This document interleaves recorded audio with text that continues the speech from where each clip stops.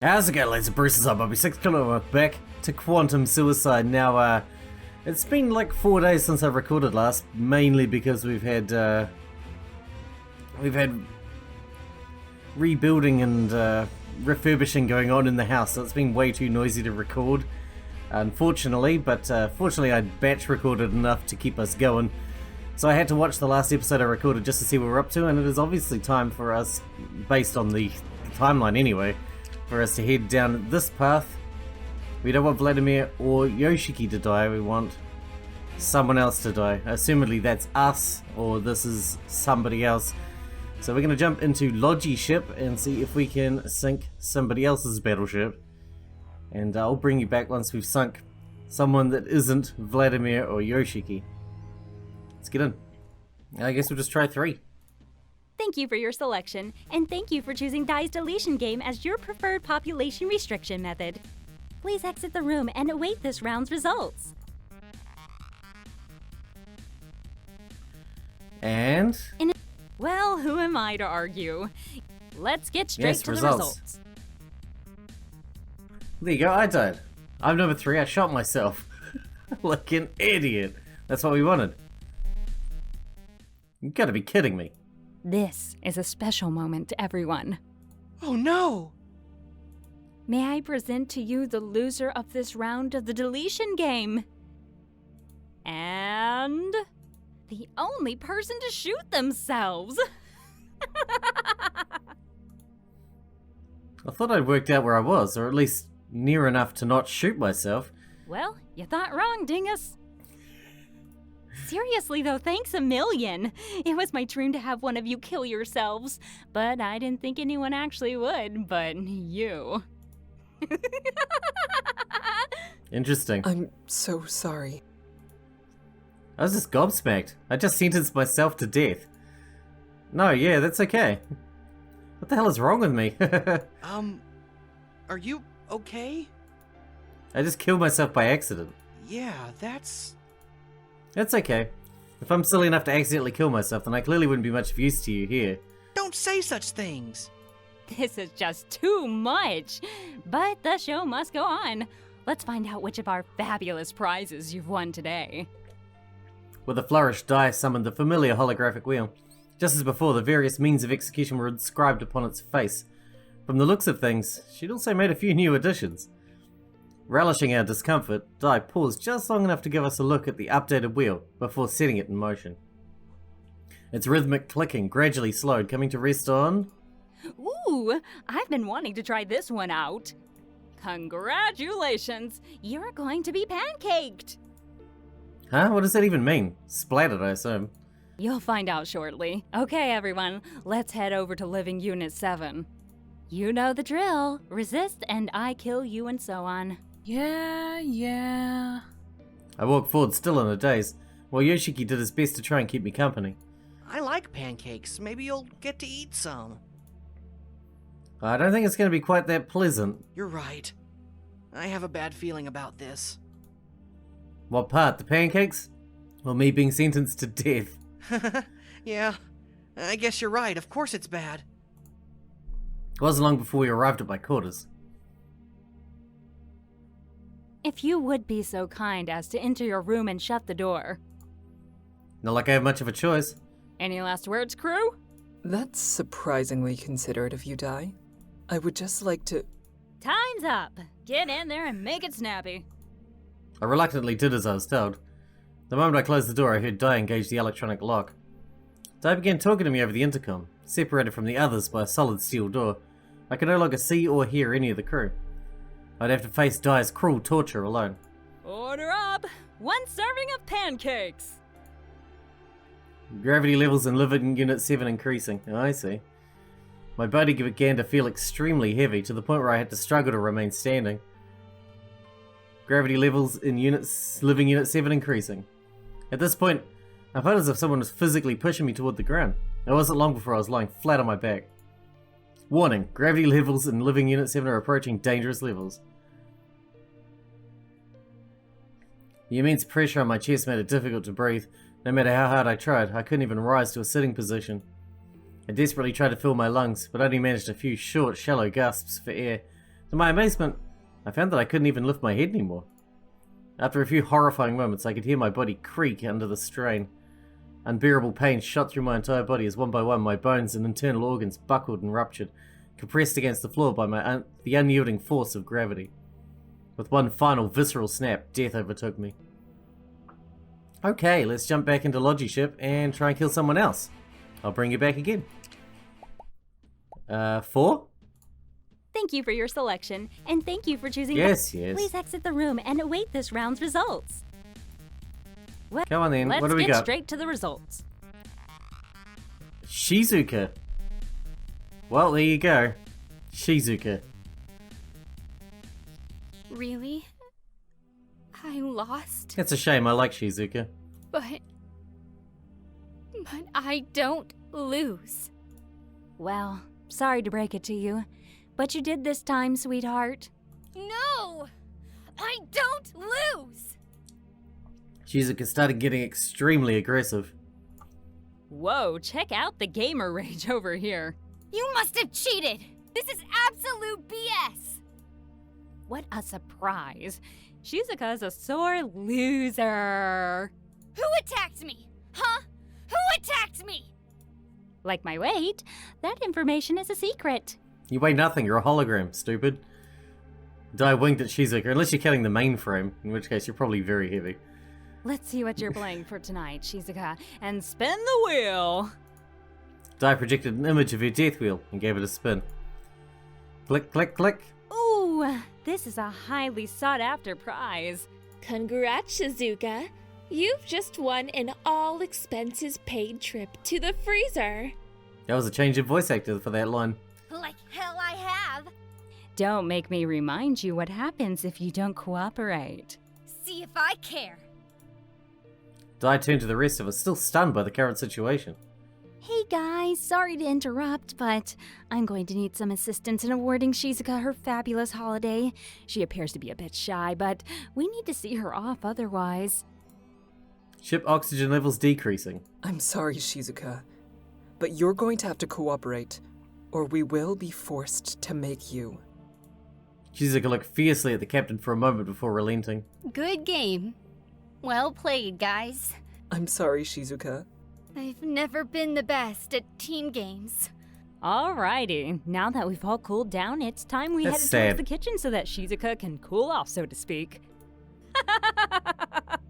Sorry, I couldn't resist. You never can. Yeah, Dai, you're hilarious.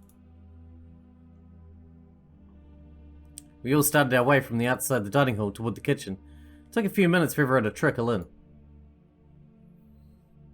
Where's Yoshiki? Did he seriously just get lost between the dining room and here? I swear, there's something wrong with that kid. Either way, we can begin. Dai was standing in front of the walk-in freezer that held all of the food kept in storage. Okay, in you go, Shizuka. Thanks for the game, guys. I guess I'll see you on the other side. Probably sooner rather than later. Probably. Just as Shizuka was starting to enter the freezer, Yoshiki appeared. Oh, there you are. What was the holdup? I just had to swing by your room and grab this for you. Yoshiki handed over what appeared to be some kind of handheld console. Huh. Thanks, Yoshiki. I thought it might make your vacation a little less boring. Shizuka smiled and headed into the freezer, and the door sealed shut behind her. The last I saw of her, she was staring intently at the screen of her handheld. Now, freezing to death can take forever and is quite painful. As much as I'd like to sit here and watch all that, however, I'm a busy lady, so let's speed things up a bit. Ow. Snap freeze sequence initiated. Dai glanced at her watch and tapped her foot impatiently.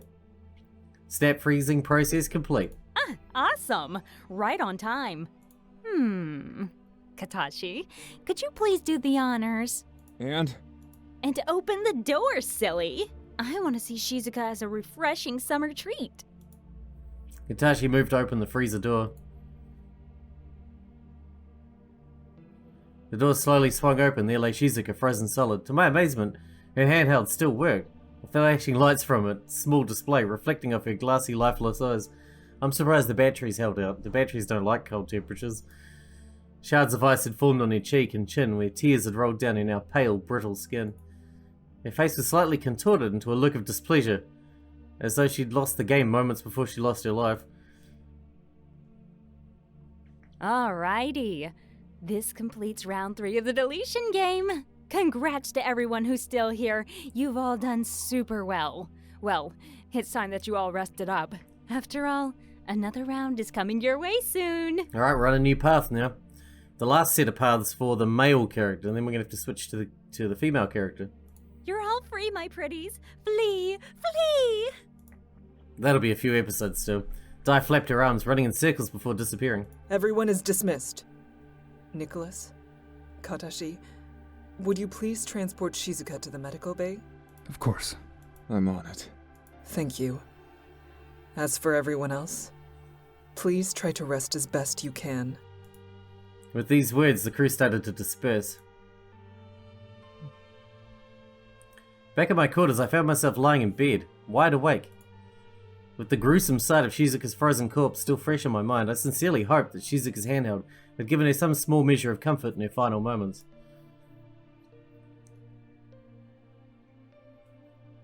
Chapter 2.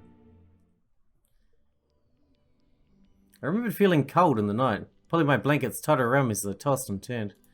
When I woke, I still felt abnormally chilly. I could still see Shizuka in my mind, her solemn face as she went into the freezer, and afterwards, her expression frozen in place just like the rest of her. The images stayed with me as I got dressed, and I knew I needed to put my mind somewhere else. I should find something useful to do, or someone to talk to. I had to take my mind off the snap freeze. At least it was quick, I thought. I looked at my tablet to see where the rest of the crew was. Most of them were in their own quarters. They might still have been sleeping, but Katashi and Yoshiki were both in the eco lounge. Maybe helping them out with planting or harvesting would distract me enough to stop thinking about the freezer. I arrived at the eco lounge and went inside. I couldn't see anyone at first. It took a bit of exploration before I saw that Yoshiki and Katashi were together, harvesting strawberries. Cool tractor. Hey guys, how's the harvest? Need any help? Yoshiki was smiling as usual. There are so many strawberries. The more hands, the better. I can manage on my own. But you don't have to. We are here to help. Shizuka was like his best friend, man.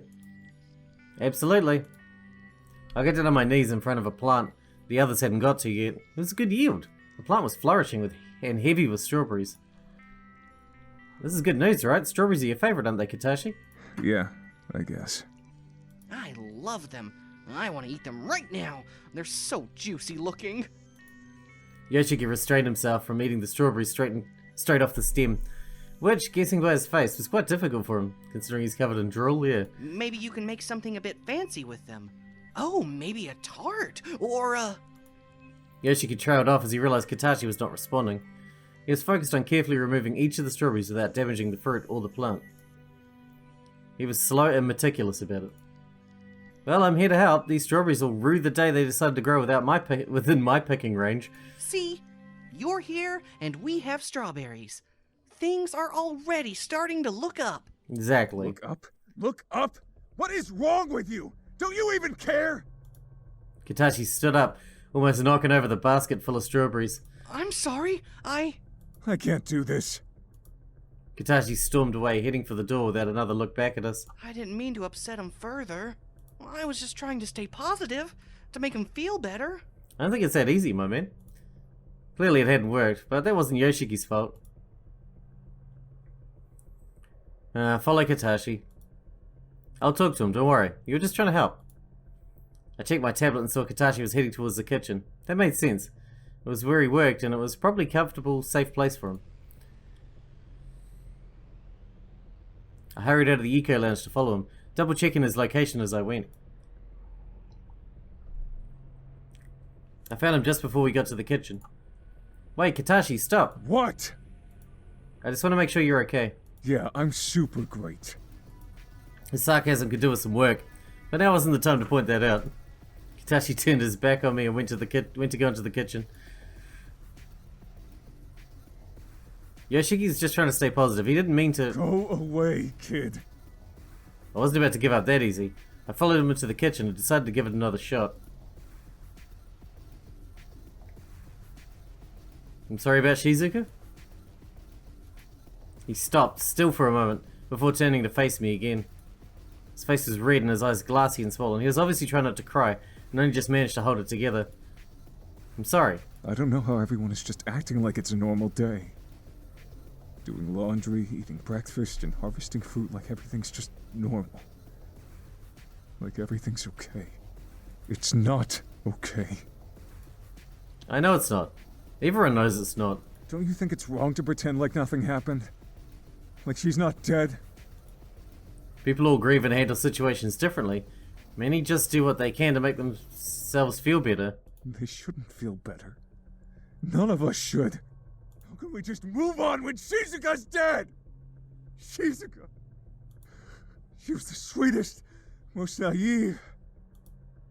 He took a deep breath, still trying to avoid crying. I get the feeling he wasn't a crying sort of a guy, but if there was ever an excuse to drop the strong manly image and start bawling, this was it. But he breathed his way through it. She was always so hungry. I guess you didn't really know her. You'd be surprised how well we knew her. In fact, we lived the rest of our lives in happiness on another timeline together. Tell me about her. She was relatively quiet. Unless you got her alone and started talking about something she actually liked. Kitashi had a quiet chuckle to himself upon reflection. But she was the worst with feelings. She either didn't get it, or didn't know how to express herself properly. One year, the captain made her a unicorn backpack for her birthday because of a game she plays. When the captain gave it to her, she said absolutely nothing. Just stared blankly at the bag. She just took the bag and went to her quarters in silence and hugged it for hours. And since then, she was inseparable from the bag. Still never said thank you to the captain. I'm sure the captain knows. Shizuka was nice, I liked her. Wish I could have gotten to know her properly. She liked you. Tell me about her being hungry. Kitashi smiled warmly. When we were just little kids, I used to sneak her some of my food portion without her knowing. I used to think it would make her grow up bigger and taller. I don't think it worked. She was the shortest member of the crew. Well, we know that now. That is how you do science, isn't it? Yeah, pretty much. Experimentation at its finest. Keep trying until you work it out. Shizuka said that's how you win a game, too.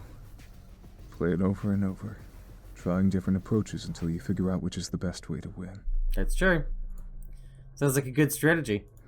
Shizuka was all strategy. I can't believe she lost, kid. It isn't fair. She deserved to win. I was about to ask more about Shizuka. Clearly, talking about her made Kitashi happy. Before I could say anything, Dai's voice came booming through the corridor at ear-aching volume. Yahoo! Everyone's favorite AI system is here. My, it's a beautiful day, isn't it? It would be such a shame if someone were to mention the Deletion Game. It would, wouldn't it? Dai let loose a maniacal laugh. Sorry, lost my composure for a moment there. Now then, could I please have all crew members report to the dining hall immediately for the weekly briefing? That's all for now. Yeah. Seriously, though, hurry up! I'm not going to wait here all day. Great. Kitashi sighed as his posture dropped. I guess we better go. Kitashi, just remember, no matter who wins or loses the game, it's Dai who's the problem, not each other. You're right. Okay. Let's go find out what good times lie ahead of us. His sarcasm clearly improves with his mood. As we entered the dining hall, we were greeted by an overly excited Dai. Welcome, welcome. Please, everyone, take your seats. The show is about to begin, and I must say I am quite excited about this one. I made my way to the table and took the empty seat next to the captain. Dai was excitedly moving around the room, pretending to do a head count. Okay, good. Everyone is sitting. Get on with it, Dai. Didn't your mother ever teach you that patience is a virtue? The captain looked at Dai intensely. Oh, that's right. She probably wasn't around long enough to teach you much. Such a shame.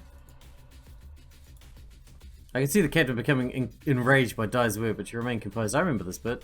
Can we skip it? All right, I can't. Boys versus girls. That wasn't like that last time, was it? Interesting. Team A is Nicholas, Katashi, and Yoshiki. Team B is Beatrix, Kimiko, Melody, and... because I'm not the monster you all want to paint me as, Vladimir. But he's not a girl. Wait, Vladimir's a woman? What? No? For this game and for my theme to work, Vladimir is an honorary lady. Congratulations! Now remember, no talking to the enemy at all, or else. God damn it. So I left her thread hanging in the air before putting on her fake chirpy cute voice. I need to allocate the captains, but in private. Bye-bye, Team B. You go outside now. Bye-bye. Farewell. Take care. Team B got up from their chairs and all shuffled solemnly into the corridor. Now that they're gone, we can get down to business. Unless you would rather spend some quality time with dear old Di. No. Can we just get on with it, please? Didn't think so. You know, I too wish I was on a team. You can be an honorary man. If the captain was here, she would slap you. I almost wish she was. True. Yoshiki shrunk back with a hurtful comment. We need to assign you a team captain. Do we just pick someone? No, of course not. Where's the fun in that? On your tablets, I've preloaded 4 cards. You can each choose one. It's gonna be us and the again, one right? that reveals a bunny, that winner gets to be the captain. Couldn't you just change the cards if you wanted to pick who's captain? Why would I do that? Otherwise, I would just pick whoever I want anyway. That's a good point. So it's just pure luck. Yep. Now come on, kids. Mama Di still needs to see Team B. I'll go last then. It's all luck anyway. True, I'll go second to last then. Then I'll choose first, and Katashi second. Sure, whatever. Alright. I choose card 3. I guess I'll take one. 4. And the winner is... Me, of course. Congratulations on becoming team captain. So now can we go and strategize? Oh, so keen. I like that about you, Nick. I'm gonna start calling you Nick. No, wait. Maybe Nikki. Little Nikki, let's go somewhere to talk this through, team. Off you go now. Mama Di is ready for her next appointment. On our way out, we passed Team B, still waiting in the hallway for Di to let them back in. I wondered who their team captain would be. Beatrix was clever but untrustworthy, and Kimiko was the actual captain of the ship, so those leadership skills would help. What if Melody was team captain? What would they do? We all followed Nicholas to the Eco Lounge, where we could sit and talk strategy. Initial thoughts about the game? It sounds like... too much maths! You're an engineer. You use maths all the time. Well, I should. What do you mean should? Is this ship even safe? Gentlemen, Yoshiki's questionable engineering practices are the least of our worries when at least one person's death is already certain on Sunday. Yes, sorry, back on task. So if the goal here is to win the war, we need to make sure we win as many of the battles as we can. Maybe the first round will be impossible to predict, but it might help us guess at their move after that. If we go into the first round with a 7 or an 8, we can see if they're using high numbers too. If they beat our high number, we know they've picked one even higher. And that would mean both teams have used only 1 or 2 low numbers. That might be useful information. Good start. Katashi, what do you think? What difference does it make? If we win, one of them dies. If we don't, one of us. Who cares which? It's a good point. This might come as a shock to some, but I enjoy and plan to continue living. Your sister's on the other team, Nicholas. What about Beatrix? He couldn't protect or help her. His moves could kill her, and he wouldn't know. I'm just not in the mood to play murder games right now. Well, you don't have to be. You have a week to get your game face on. Oh my god, Yoshiki. Okay, Katashi, you can punch him now. Yoshiki, for once, is right. We can deal with strategy more extensively closer to Sunday. Whatever happens, we need to try and protect ourselves. I'm with Nicholas on this one. I don't want to die. Me neither. Come on, team. We can do this. Let's keep up that enthusiasm, Yoshiki. We all have work we could be doing. All right. We'll all meet back here Friday morning. You're giving orders now? We need to pull ourselves together. I am simply organizing our front. I'm happy to meet on Friday morning to start our strategy. Very well. Aye, aye, Captain. Yoshiki saluted me playfully. Katashi just rolled his eyes and waved as he left, giving the impression that he would be in attendance. I left the eco lounge deep in thought, my mind on so many things at once. Shizuka's death, bidding wars, deactivating Dai, the pocket watch, and the mysteries it held.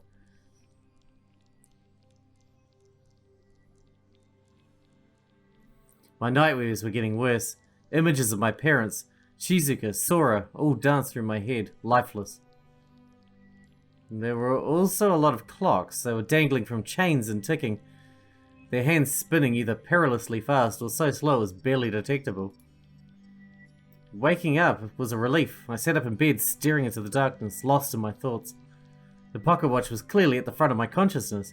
However, I still didn't understand how or why it works. I needed help. I couldn't talk to the members of the other team at all, which complicated things. I could only go to my own team for help. Maybe one of them knew something, though.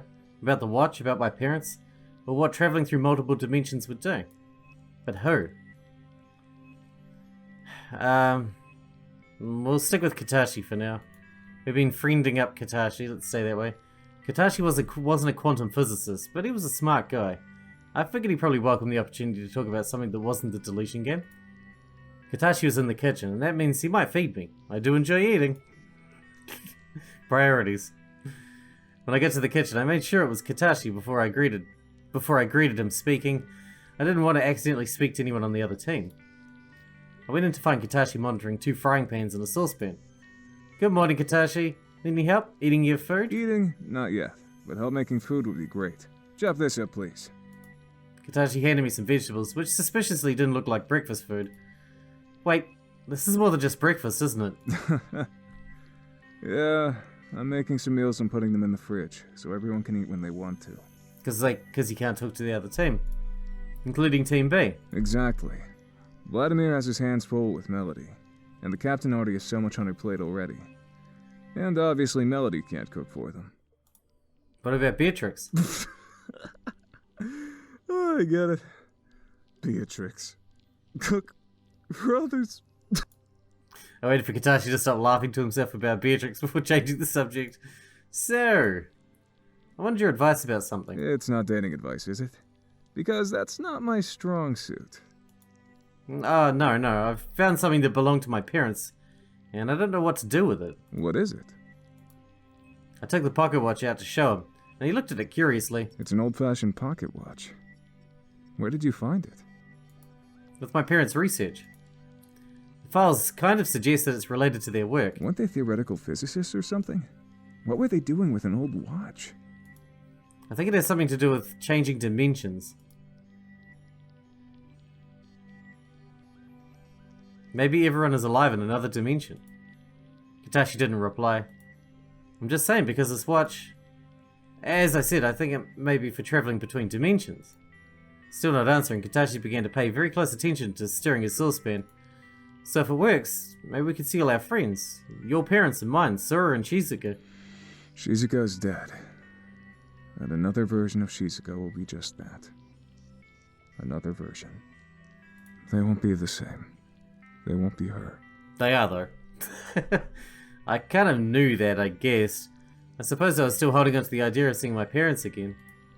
If Katashi was right, and if different dimensions held different versions, which of course they would, perhaps they wouldn't be the same as, or anything like the parents I know. Yeah, I guess you're right. Maybe they wouldn't even know us. I'm sorry. I didn't mean to bring you down like that. What do I know? I'm just a glorified farmer.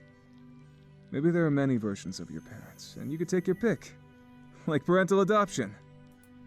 No, I think you were right the first time.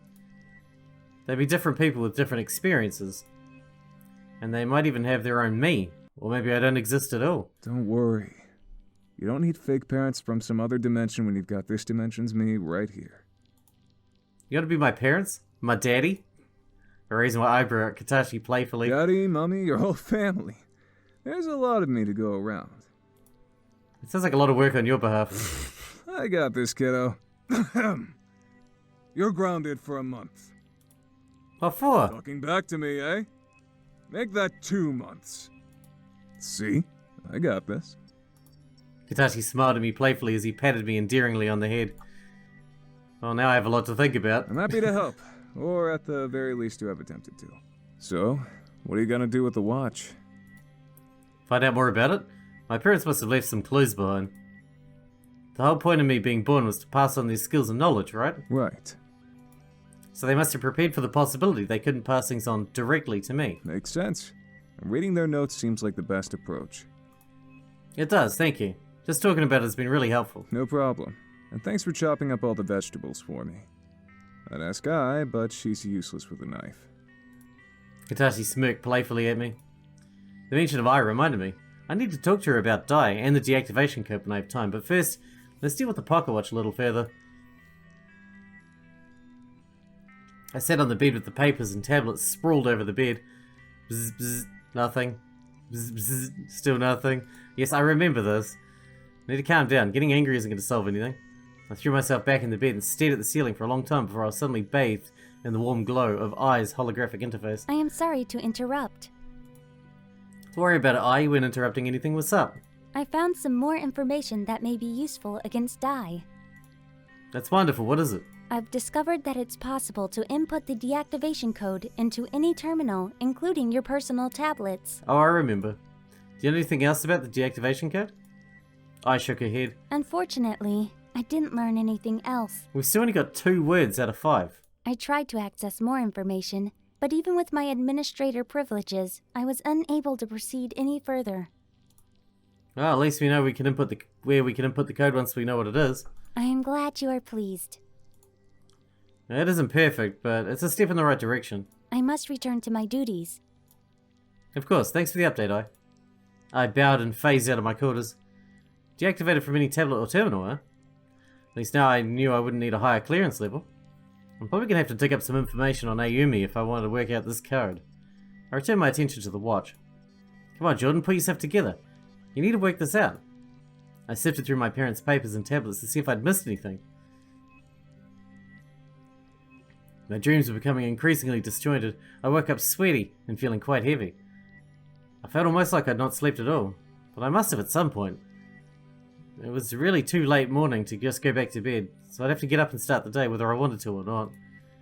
After getting dressed, I went to the kitchen. Katashi had left something in the fridge for everyone's breakfast, so I helped myself to my portion. Katashi, he'd been in my dreams a lot. I couldn't remember them clearly, but there was Dai, her voice gleefully counting down to 0. There was an airlock door and something about strawberries. While the dreams faded quickly from my memory, the fear and concern for Katashi didn't. I couldn't decide how to make myself feel better. Go to Yoshiki and let his positive attitude and friendly smile calm me down, or go and see Katashi and reassure myself that he was still alive, and that I could make sure he stayed that way. Alright, we're going to wrap this one up here, because we're out of time for this episode. And the next one, we'll probably go see Katashi, because we're sticking on that train, and continue working our way through this last leg of the male side. Hopefully we'll get at least one more word. Then we'll have to switch to the female tree, which we haven't even started yet. So yeah, hope you guys enjoyed it. Thanks for watching. Thanks for hanging out with me, and I'll see you in the next one.